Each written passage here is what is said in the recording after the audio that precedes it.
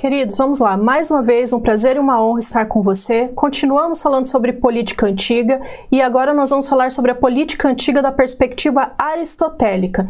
Nós já sabemos, e eu espero que vocês saibam com certeza, que muito do que Aristóteles escreve é em conversa ou está em diálogo com o Platão.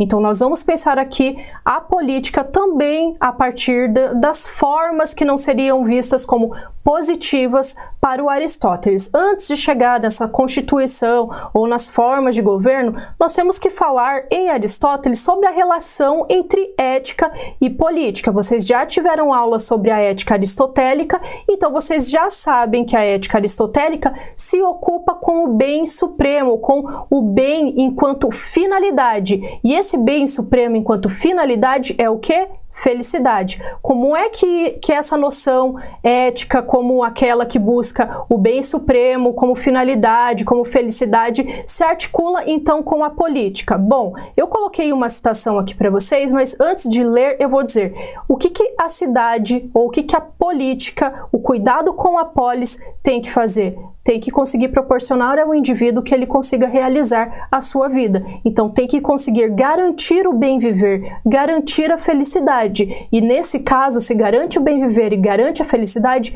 está automaticamente numa relação com a ética. Então eu coloco o seguinte aqui para vocês, que a ética estabelece a causa final do agir humano, a felicidade, porque a ética se ocupa com a felicidade e a política busca os modos para educar o cidadão para viver uma vida feliz. E nesse caso ela se relaciona justamente com a ética, determinando não só a natureza, mas o funcionamento do instrumento principal para alcançar a vida feliz. Então a política ela vai ter que se ocupar, ela vai ter que cuidar enquanto pensa como uma polis é formada, quem é o cidadão, do que o cidadão necessita, nessa necessidade de que a sua ação final seja a felicidade, seja esse alcance do bem supremo. Como nós vamos fazer aqui para pensar todos esses conceitos em Aristóteles? Bom, primeiro nós vamos determinar a origem do Estado, ou nós vamos pensar qual é a origem do Estado. E é importante pensar a origem do Estado, porque é justamente mediante o nascimento do Estado que nós vamos pensar qual é a premissa básica, quem é o cidadão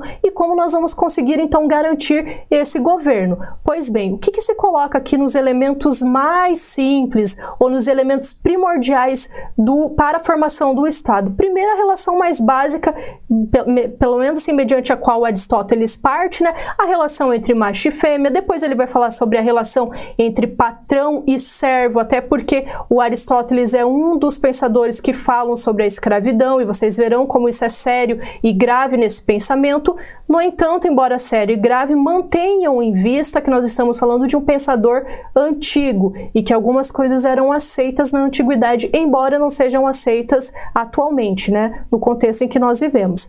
Bom, depois de falar então de macho e fêmea, de patrão e servo, nós falamos na relação entre pai e filho. Todos esses elementos simples que são constitutivos da cidade, eles já estão hierarquicamente ou internamente hierarquizados. Nós já temos aqui certa hierarquia prevista e que vai ser melhor elaborado, que vai aparecer pelo menos mais fortemente quando o Estado é de fato organizado ou consagrado ou chamado de Estado. Depois desses elementos simples que são presentes ou que estão presentes na cidade, nós falamos dos elementos que o Aristóteles chama de mais complexos. E quais são esses elementos mais complexos ou essas estruturas mais complexas? São justamente o que? A formação da comunidade familiar e da aldeia. E toda essa formação que começa ali primeiro numa relação entre macho e fêmea, ou numa relação entre patrão e servo, depois entre pai e filho, que vai formar uma comunidade familiar, que vai formar uma aldeia, vai ser primordial ou vai ser a matriz necessária para que a gente conceba o Estado. E o Estado é o quê? A reunião de um monte de família. Essa reunião de várias famílias ou de um monte de famílias, o que forma? Forma primeiro os povos e depois as cidades. Então nós temos que o Estado é aquele que deriva de uma união familiar, depois da união entre várias famílias, depois a formação de um povo e depois a formação de uma cidade. E é só assim, ou então, falamos, portanto, do Estado.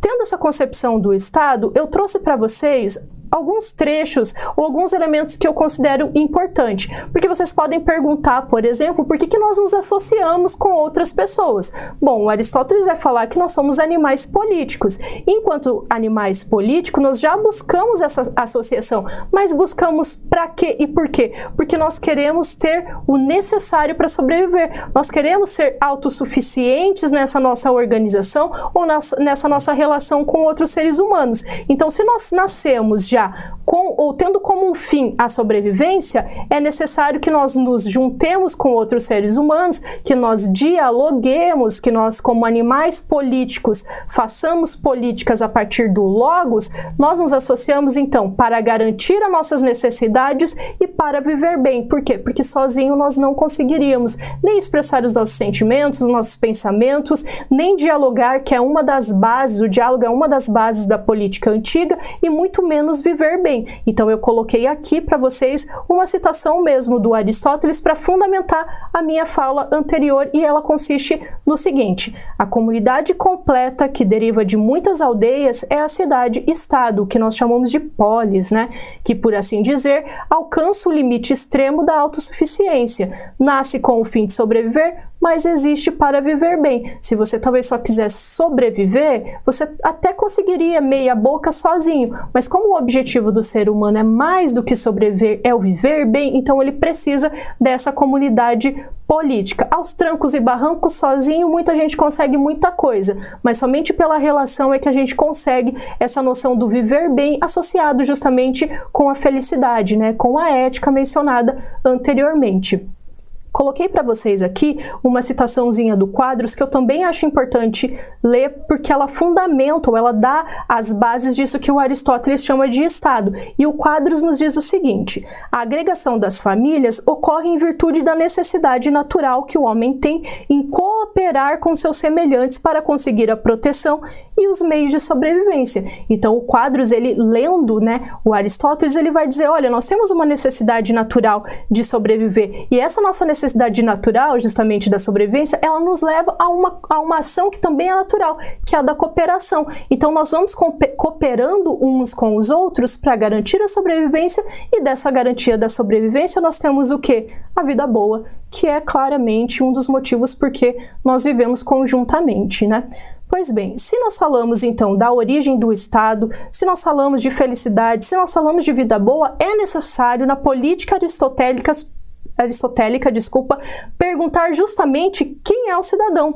E quando nós perguntamos ou pensamos quem é o cidadão, nós temos que ter essa pergunta em vista da definição aristotélica de que o cidadão é aquele que participa das deliberações e do poder. Então, ó, o cidadão em absoluto, o cidadão pleno, é o mais bem definido pela participação nas deliberações e do poder. Nesse caso, se nós pensássemos em graus, nós teríamos que as mulheres e as crianças são menos cidadãos, então, do que os homens. E os estrangeiros e os escravos, eles não são considerados cidadãos. Claro que quando a gente pergunta quem é o cidadão, nós colocamos todos num bloco, né? Quem não são os cidadãos? Estrangeiros, escravos, mulheres e crianças. Por quê? Porque eles não participam das deliberações, eles não participam do poder, eles não vão discursar na ágora, não vão lá pensar quais são os rumos, para onde o Estado vai, para onde que as nossas decisões vão nos levar ou as consequências disso. Por quê? Porque eles não são plenamente cidadãos. Eles, mulheres e crianças, não são plenamente cidadãos. Escravos não são considerados, portanto, cidadãos. Isso é importante ter em vista porque volta e meia cai em questão de vestibular. E aí eu coloquei aqui, gente, várias outras pequenas citações pelo seguinte: vocês não podem sair dessa aula falando que a professora disse que pode escravizar uma outra pessoa, ou então que o escravo não é cidadão porque ele não tem liberdade plena, porque ele não participa da deliberação, porque ele não participa do poder. Você não pode simplesmente sair disso sem ter o contexto. Então eu considero importante, num primeiro momento, a justificativa, oferecer para vocês a justificativa aristotélica quanto a isso, e depois, no segundo momento, fornecer para vocês, eu faço aqui, a fala do Aristóteles sobre os escravos. Então, vamos lá. O que eu coloquei aqui para vocês a partir de um comentador, coloquei o seguinte: há realidades para as quais é melhor ser governado por outros, tal como o corpo é governado pela alma ou as emoções pela razão. Primeira coisa que nós temos aqui, a menção de que o Aristóteles diz que é melhor em alguns casos ser governado do que governar. É a primeira premissa básica que nós temos. Beleza, como que isso é justificado? Bom, para os animais domésticos é melhor ser governado pelo pastor. Ok. Para que é melhor eles serem governados? Para que eles possam sobreviver. Para a fêmea, é melhor ser governada pelo macho. E o mesmo vale para os seres humanos. Então, ele parte, o Aristóteles, né, ou esse comentador lendo Aristóteles, ele faz o quê? Ele parte das razões aristotélicas para mostrar que acontece o mesmo com os seres humanos. Se acontece o mesmo com os seres humanos, disso nós temos a justificativa ou a noção mais básica para formular aqui, ou para mostrar para vocês como que é pertinente para o Aristóteles que algumas pessoas que elas não sejam governantes, mas que elas sejam governadas. E nesse caso nós temos aqui o seguinte, aqui eu leio do Aristóteles mesmo. Ora, os que diferem entre si, tanto quanto a alma do corpo ou o homem da besta, e se encontram nesta situação aqueles para os quais a atividade própria é o uso do corpo, e isso é o melhor que se possa obter, esse sim que são escravos por natureza, e são aqueles para quem é melhor serem governados com aquele tipo de domínio, precisamente como nos casos citados. Então nós temos aqui, segundo Aristóteles, que aqueles homens que eles só podem oferecer atividade do corpo, atividade física, para esses homens é melhor ser governado. Justificativa aristotélica para falar então sobre a relação entre o patrão e o escravo, ou entre o patrão e o servo. Obviamente, o escravo é aquele que só pode oferecer a força física, enquanto o patrão ele tem o ócio, ele pode dialogar, ele pode pensar, ele pode contemplar as causas e os princípios de todas as coisas. Gente, isso é o Aristóteles, escrevendo no tempo dele. Pois bem, então se a gente já sabe agora qual é a origem do Estado, a gente já sabe quem é o cidadão, o que nos falta aqui saber? Quais são as formas de governo considerado como boas por Aristóteles ou como corrompidas? E aqui nós conseguimos então pensar as formas do governo para Aristóteles a partir de dois critérios, o critério da quantidade e o critério de valor, que é chamado de axiológico. Então, no critério de quantidade, nós vamos ter o quê? Um governo que se dá por uma pessoa, por poucas pessoas ou por muitas pessoas. Então, se eu penso aqui com relação ao critério de quantidade, uma pessoa, nós vamos ter que é governado ou pode ser, então, ou uma monarquia ou uma tirania. Se é um bom governo, se o critério leva a uma noção de que é o bom governo, eu vou falar necessariamente da monarquia. E todos os governos são considerados bons, por quê? Porque nesses governos, tanto na monarquia como na aristocracia, quanto na politeia, tem-se que os governantes ou o governante se importa ou procura o bem comum. Com relação a esse critério de valor, as formas de governos que são consideradas corrompidas, você pode pensar como uma decorrência lógica que são aqueles governantes ou governante que se ocupa apenas com o interesse particular. Então, numa forma boa, eu tenho a monarquia, numa forma ruim, eu tenho a tirania. O tirano é aquele que é o opressor, que oprime. Na aristocracia, o governo de poucas pessoas, ou na oligarquia, um governo também de poucas pessoas, nós temos o quê? Um pequeno grupo se ocupando com o bem comum e um outro pequeno grupo, a oligarquia, se ocupando somente com as riquezas, com o dinheiro, porque os governos, a oligarquia é formada pelos ricos. Num governo formado, então, por muitas pessoas, quanto ao critério de quantidade, eu tenho a forma boa, que é a politeia, a Constituição, e eu tenho a forma ruim, que é a democracia, que é o governo ocupado pelos pobres. Para falar sobre a Constituição, que é para o Aristóteles a melhor forma de governo, eu fiz um outro slidezinho aqui. Por quê?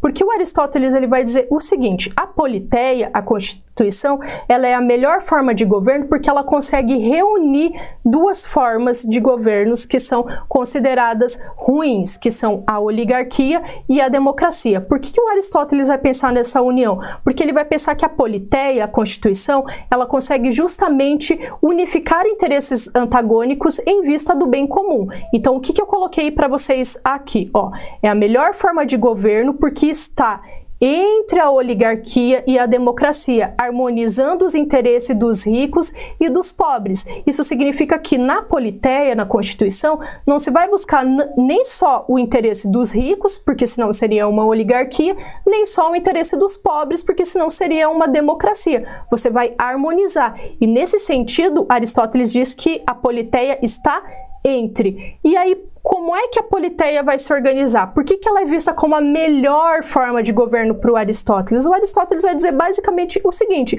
porque a Politeia assegura a paz e a estabilidade, porque não se concentra em um dos polos, nem rico nem pobre, e porque busca o bem comum, a justiça e o bem-estar da comunidade. Se busca a justiça, o bem-estar da comunidade, o bem comum, obviamente que nessa forma de governo que o Aristóteles considera melhor, nós vamos ter conseguido realizar, ou nós vamos ter condições de pensar justamente a vida boa. Alcança-se a vida boa, alcança-se a felicidade nessa forma de governo específica, segundo o pensamento aristotélico. O que eu acho importante que vocês saibam e foquem bem aqui nessa aula, principalmente nessas formas de governo. Por quê? Porque já vi caindo bastante essas formas de governo. Então, prestem atenção nisso, marquem, façam esse quadrinho quantas vezes forem necessário e tentem lembrar das formas positivas e das formas negativas, das boas e das corrompidas, lembrando que as boas buscam o interesse coletivo, ou seja, a realização, a possibilitação da vida boa, e as negativas, as corrompidas, elas voltam-se somente para o interesse particular daquele que governa ou daqueles que governam.